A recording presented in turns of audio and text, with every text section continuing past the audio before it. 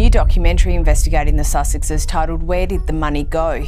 Once vowing to leave the British royal family for good in order to live a normal life, Meghan and Harry now find themselves facing an unforeseen and staggering possibility: the risk of being arrested by US federal authorities. They can no longer continue playing the role of victims or maintain the image of a wounded couple because now, irregularities in the tax filings related to the Archewell Foundation, foreign financial transfers, and mounting suspicions of money laundering have compelled US financial enforcement agencies to intervene, with the FBI officially launching an investigation. Under US federal law, the government holds full authority to arrest anyone, including a prince, if there is sufficient evidence of serious financial crimes. Tax fraud involving more than $250,000 is already enough to warrant a prison sentence, and cross-border money laundering, that's a felony one that could lead to extradition or immediate arrest on US soil. A single suspicious transaction is all it takes for the multi-million-dollar estate in Montecito to become the subject of a federal search warrant. And this may very well be the moment when the entire illusion of glory surrounding Harry and Meghan shatters completely, a downfall so explosive it could send shockwaves all the way back to the throne of England. 1. The FBI and tax authorities officially enter the investigation. A quiet undercurrent is spreading around the names Harry and Meghan, not with red carpet fanfare nor the sparkle of Vogue covers or emotionally therapeutic podcasts, but with the discreet presence of men in suits wearing official badges representing top financial enforcement agencies in both the UK and the US. They are here for one purpose: to uncover the truth. Where did the money originate? How was it moved? And is there something darker lurking beneath the spotlight? Rumours are already buzzing within insider circles. In London, agents from His Majesty's Revenue and Customs HMRC are said to have quietly reviewed funds flowing into the Archewell Foundation, the charity founded by Harry and Meghan.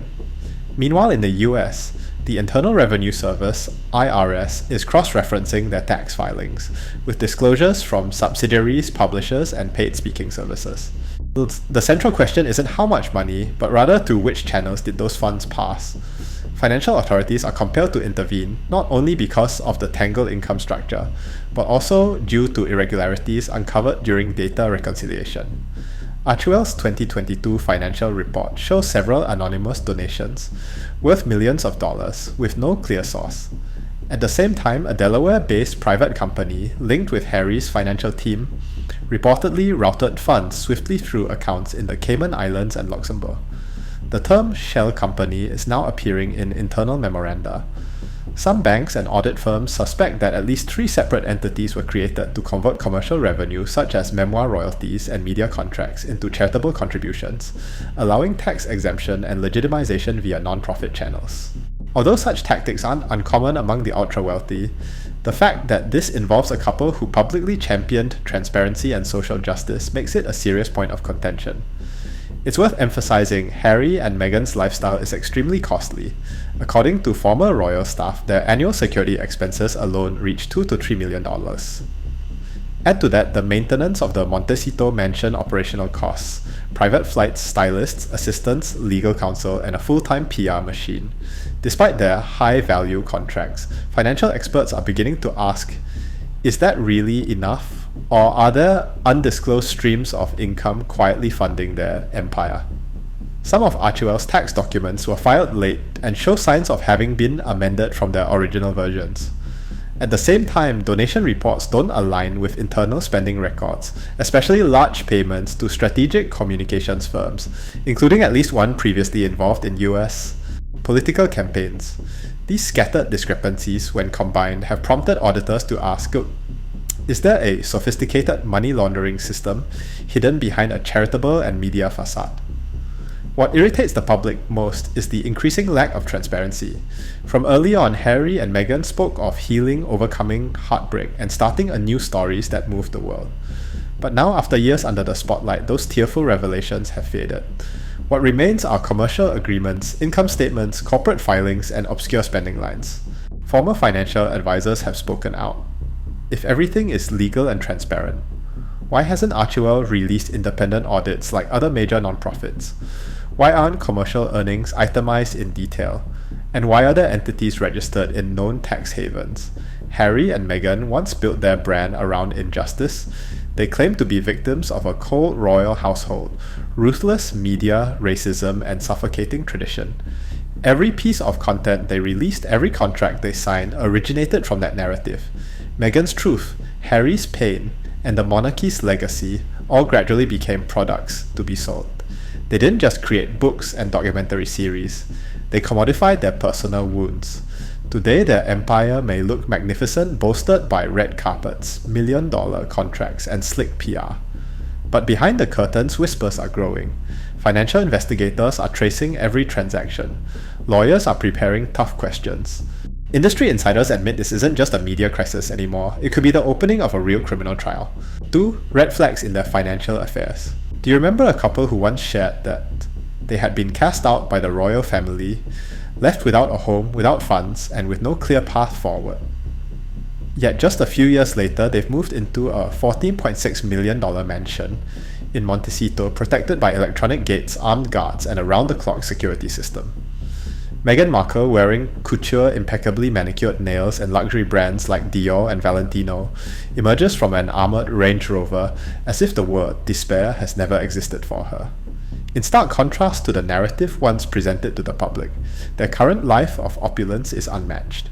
Private jets, Cartier watches, Meghan wearing Princess Diana's diamond ring, a personal security team made up of former SAS operatives, a kitchen outfitted with a $10,000 espresso machine and a special fridge just for French wine. Just their security bill alone is estimated at $2 to $3 million per year. This is no longer the story of two abandoned souls, it's the image of a couple living the Hollywood dream, all while still positioning themselves as victims of the media. And increasingly, a silent but haunting question is forming in people's minds.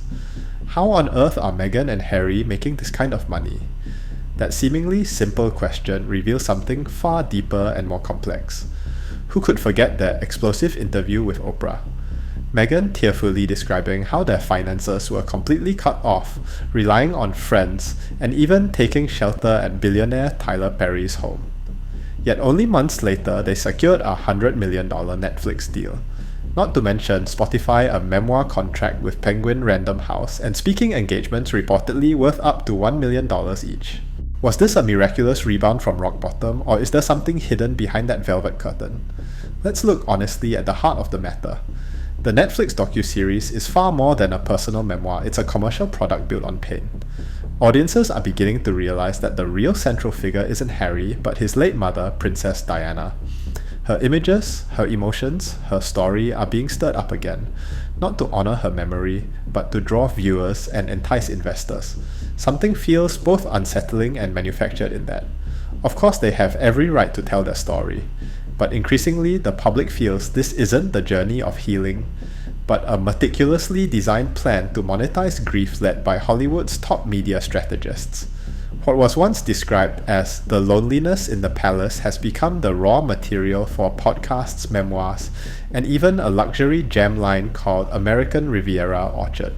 What began as a personal story has blossomed into a full-blown brand empire. Yet, as that empire grows, so do the shadows. Archewell, the charity founded under the banner of community good, was flagged for late financial reporting, prompting California to suspend its fundraising activities. In Europe, German authorities quietly launched an investigation into opaque expenditures related to the Invictus Games. Reports indicate as much as 24% of the budget had disappeared without clear reason. Moreover, a series of large unaccounted-for payments from the charity went to PR firms closely aligned with them, some of which had previously worked on political campaigns in the United States. Their story once moved millions, but now it leaves many feeling uneasy. And when you lay out all the pieces from televised tears to the glittering gold gates of their Montecito mansion, that initial question echoes again hauntingly in the minds of many. How on earth are Meghan and Harry making that much money? It's a question that seems harmless but unlocks a complex labyrinth with no end between empathy and emotional exploitation. Fame and ambition. Where does the truth truly lie? 3. What sentences await the accused? Could you imagine a duchess and a prince who once graced front pages with images of rebirth and freedom standing before a United States federal court? It sounds like something out of a political thriller, but what Meghan and Harry are facing is no fiction. It's a stark reality woven from troubling financial audits, complicated tax filings, and cold probing questions from US financial authorities. Unlike the gilded gates of Buckingham Palace, American criminal law allows no room for sentiment or compassion. Anyone, even if they represent a charitable organization, if found to have committed tax fraud, can be investigated, prosecuted, and if the evidence is sufficient, arrested at their place of residence. With the apparent lack of transparency exceeding $250,000, Meghan and Harry have officially entered the red zone of criminal risk. That figure isn't merely an administrative guideline, it's the line dividing a tax misdemeanor from a federal felony. Archewell, once portrayed as their humanitarian rebirth, a symbol of a new life, now stands under scrutiny as a financial maze disguised as an octopus. Anonymous donations fund transfers between affiliated entities and late tax filings have become suspicious links in the chain. The most serious charge looming is money laundering. If investigators prove that shell companies were used to legitimize illicit income, the case will go to the Department of Justice and the potential sentence could be up to 20 years in prison. Here's the critical detail: under US law, no prior criminal record is needed for prosecution. A single conclusive piece of evidence, an internal email referencing concealment, a contract falsely structured to launder funds, or a misdeclared international transaction can trigger a federal prosecution. They wouldn't need to leave US. Soil to be arrested subpoena or arrest warrants could follow within days, and no amount of royal or media status can prevent it in America's justice system. The larger question is, what would such charges mean for the British royal family? Though Meghan and Harry have officially stepped back, their shadow still looms over the monarchy. King Charles, already struggling with health issues and public image crises, cannot ignore this. A criminal trial in the US targeting the former Duke of Sussex would be more than scandal. It could become the greatest constitutional challenge the monarchy has faced in decades. Meghan and Harry no longer control the narrative. The media once sympathized with their tearful truths. Now platforms like South Park, Chris Rock, and countless US sitcoms mock them mercilessly. When audiences laugh at a tragedy played out time and again, the mask of victimhood begins to crack. If all financial allegations are proven true, the Sussexes will lose not only their legal battles, they'll see their brand empire collapse. Media partnerships will dissolve, contracts will be voided, and their image erased from mass channels. Ultimately, the brand built on suffering will be mercilessly dismantled. If convictions occur, Buckingham Palace won't remain neutral. A scandal involving a former royal in money laundering and tax fraud in America damages not only personal reputation, it pierces the monarchy's core. At a time when the royal brand is already fragile, a US criminal trial is a nightmare no royal wants to wake up to. An initially unimaginable phrase now circulates among royal experts: permanent title revocation. If the situation deteriorates, Parliament may propose removing Harry from the line of succession and stripping him of his title, the Duke of Sussex. And this idea emerged after the Oprah interview, but now paired with international charges, it becomes not a threat but an imperative to uphold royal legitimacy. The final, most heartbreaking question concerns their children Archie and Lilibet. They remain nominally in the line of succession. But if their parents are convicted or officially expelled from the royal family, it's likely the monarchy will quietly remove them from the list or at least suspend their succession rights. This wouldn't just be crisis control, it would be necessary to preserve the integrity of a lineage already fragile and divided. Once again, the rupture between Harry and the monarchy, thought permanently sealed when they stepped back, has split open into a deep chasm. Now, the fracture isn't driven by family tensions or romantic scandal, it stems from consequential financial and legal decisions. The couple once elevated as symbols of modern liberation are being dragged back into a stark reality where titles have limits and every story must end. If this case proceeds to criminal court, the impact won't end with sentencing. It will establish a global precedent no matter how royal, stands above the law, and public trust cannot be exploited. The fall won't just be personal, it will shake the very system that once sheltered their ascent. When the stage lights dim, all that remains are cold hard data, financial records, court orders, and the knock of law enforcement at the door. From royal titles to therapeutic podcasts, everything can be swept away by a single unexplained transaction. In an era of digitized transparency, truth isn't hidden in tears or stories. It lies in receipts. ledgers, and the ominous silence that accompanies suspicious transactions. If American justice ultimately prevails, the greatest shock won't be the prison sentence, it will be the chilling reminder even a global duke and duchess are not above the law. When the victim persona falls away and the unvarnished truth emerges, what remains is not glory, but a stark warning to anyone who thinks fame can forever shield the misdeeds. For a prince's image slowly crumbling in the public eye. In an era where traditional royalty collides with modern celebrity under the dominion of digital capitalism, boundaries have become fragile. And gradually, tiny cracks are becoming visible. One commercial deal after another is launched, each more rushed and unconvincing than the last, like a startup burning cash just to preserve the illusion of growth. Meghan's newest ventures raise eyebrows: lifestyle content, rumours of a cooking show on the way, and subtle social media teasers hinting at a healthcare product line. It appears she's attempting to launch multiple empires simultaneously, a bold but unfocused ambition. While Meghan courts the media spotlight in this way, Harry's image is undergoing a different kind of erosion, slowly but unmistakably. There was a time when the world loved him, not for being a perfect prince, but for being sincere and grounded. People saw in him a wounded soul who still stood strong from the days he donned a steel helmet in the deserts of Afghanistan to the moment he bowed his head, laying a wreath at Kensington Palace in memory of his mother. That image of a soldier, a grieving son, a man filled with genuine emotion, moved millions. The image of a prince who, though lacking a throne, held a place in the public heart. But that image has now shattered like a mirror falling onto stone. The public no longer sees the courageous soldier or the son consumed by grief. Instead, they see a man sliding into fame addiction, someone who has severed all ties to his royal family, brought private secrets into the public domain, and turned every wound into content for sale. Whereas once Harry inspired empathy through shared pain, now he invites suspicion by seemingly using that pain as an endless media resource. Worse yet, this chasm in his image isn't just superficial, it extends into serious legal matters. Harry is now ensnared by multiple financial red flags, unclear fund flows deals that abruptly fell through huge but opaque income, and increasingly clear signs of cross-border money laundering. Financial and legal experts warn that if this continues, he may face not only public backlash, but investigations in both the UK and the US. A man once known for speaking about peace and global justice now finds himself trapped in a maze of murky business dealings.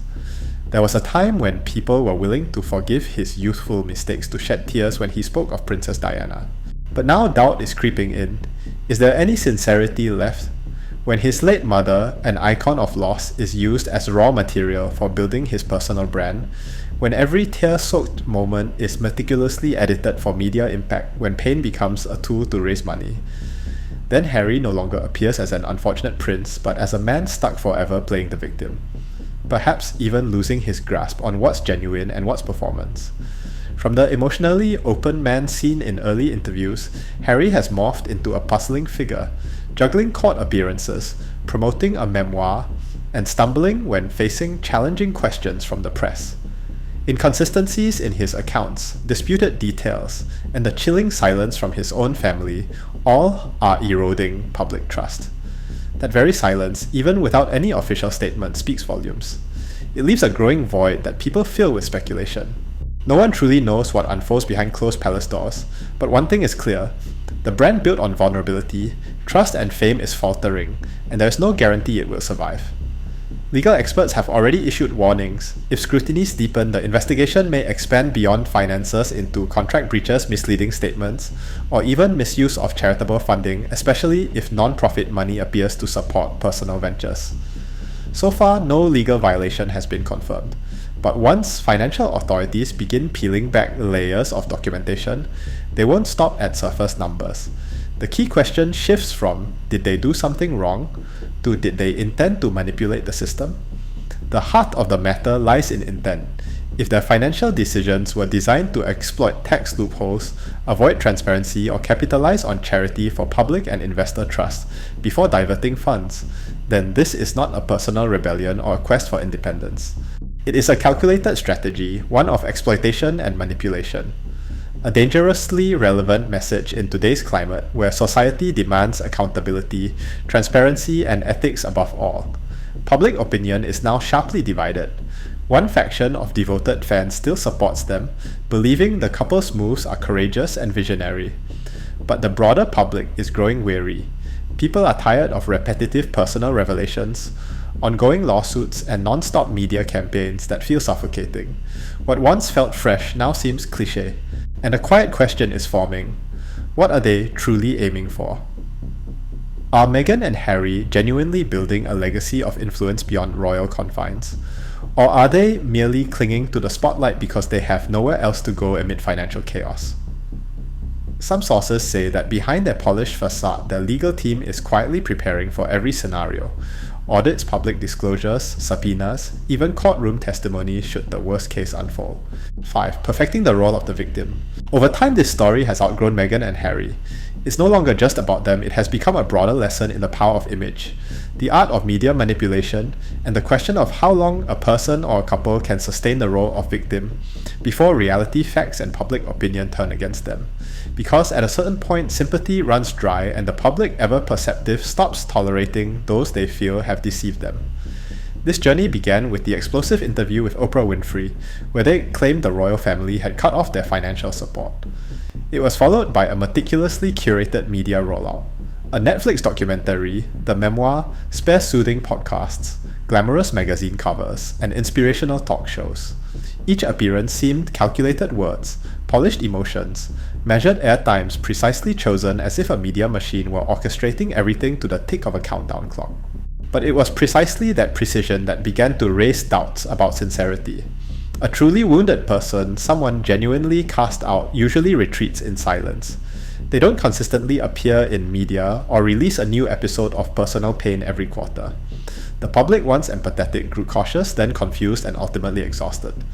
Meghan and Harry have turned the very monarchy they renounced into an inexhaustible content mine. Tales from within the palace became golden material for media products. And strangely, not once have those stories been independently verified. They rely on personal impressions, someone once told me, or I heard it said, just enough to stir emotion but lacking factual foundation. A formula perfect for selling stories, yet a knife to the truth. This is where the distaste began. They didn't simply leave the royal family, they used their former titles as commercial leverage. While criticizing the monarchy, they still signed invitations contracts and showed titles as Duke and Duchess.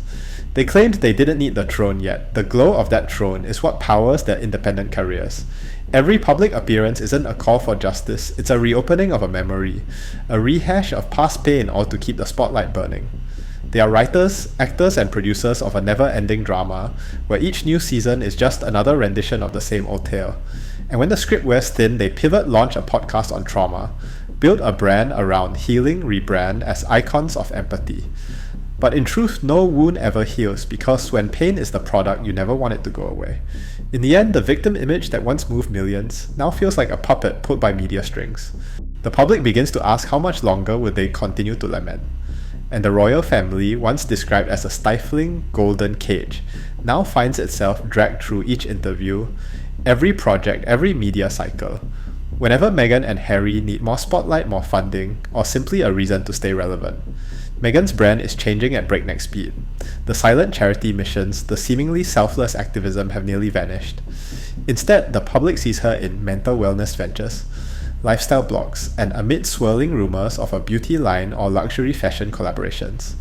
It all fits the mold of a celebrity, but starkly contradicts the woman who once stood before cameras saying she couldn't bear public attention. Day by day, public perception sharpens the empire. Meghan and Harry are building isn't grounded in values, it's based on visibility. The more they are seen, the more they earn.